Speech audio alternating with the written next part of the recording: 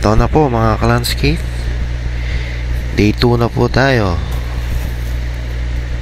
dito sa ating ginagawa. Ito, ako po ay nagsusukat ngayon ng mga step po natin, pathway, para po may guide po tayo sa pagtanim ng damo.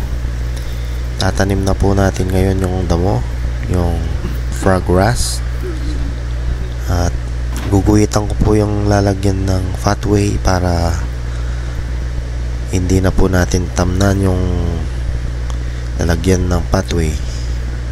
Yung pong pathway gagawin ko po bukas sa third day para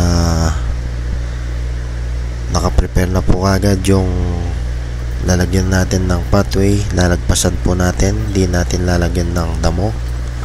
Yan, si Bradley po nagtatanim na ngayon ng froggrass. Yan guys, stay tuned lang po kayo para makita nyo kung paano magtanim ng froggrass. Yan po, binili po namin nung nakaraang araw yung froggrass. Yan, nakasako po, sinudsud po nila yan, ginawa po nila ng pie square para malagay sa sako. Yan o, ang ganda po ng pagkasudsod.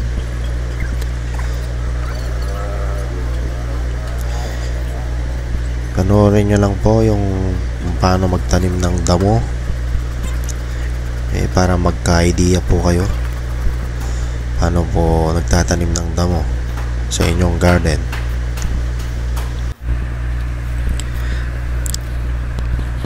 Yan po guys, kumuha po ako ng sako, gugupitin ko po yan at ilalapat po natin dun sa mga ginuwit nating pathway para gawin ko po na pattern, para bukas po gagawin ko yung mga pathway, hindi na po ako mahirapan sa sukat.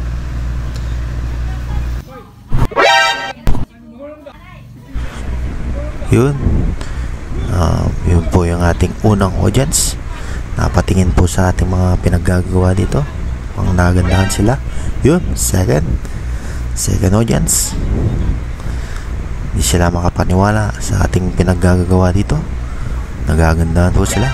Yun, third audience. Mukhang makukuha po natin yung audience impact dito Kahagit-hagit naman po talaga yung ating ginawang plant box. Di pa po tapos yan Pag natapos na yan, sila po ay magagandahan talaga na sigurado. Yun, tapos na po yung ating pattern. Ngayon po ay tayo ay magtatanim na rin ng damo. Yan, tinatanggal ko na po sa pagkatali yung ating sako para makapagtanim na po tayo ng damo, froggrass. Yan, kumuha po tayo ng ilang piraso ng froggrass at tayo magtatanim na. Okay, para matapos na yung ating grass. Yan, tinulungan ko na po si Bradley, yung aking pamangkin. Yan, kung gusto nyo pong matutong paano magtanim ng damo, yan, panoorin nyo lang po kami para makakuha po kayo ng tip paano magtanim ng damo sa inyong garden.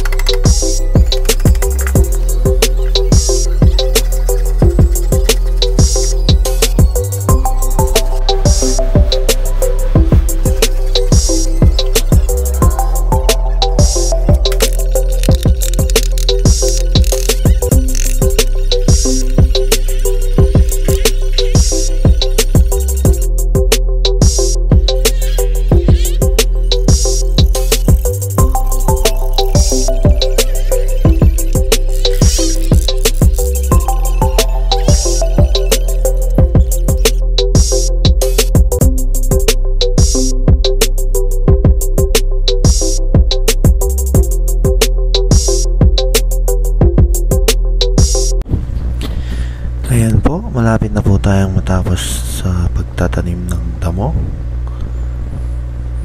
Yan. Yung pong natira, dyan po natin lalagay yung mga pathway. Yan, yung pong walang damo. Okay guys, tapos na po tayo sa pagtatanim. At apakapakan na lang po natin yung mga nakahusling lupa o damo. Yan, para lumapat po sa lupa,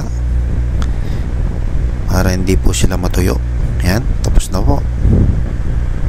Tapos na po ang ating day 2. Yan, ang ganda-ganda na, oh. Okay, salamat po sa panonood. See you in day 3. Yung pong pathway natin, gagawin natin sa bahay. Okay, bye.